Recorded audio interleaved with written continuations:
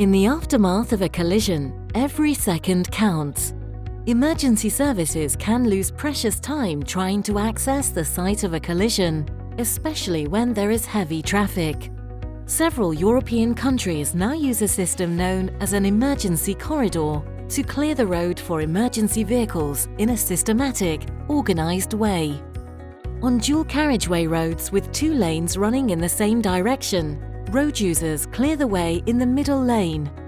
On roads with more than 2 lanes, drivers form the corridor next to the leftmost lane.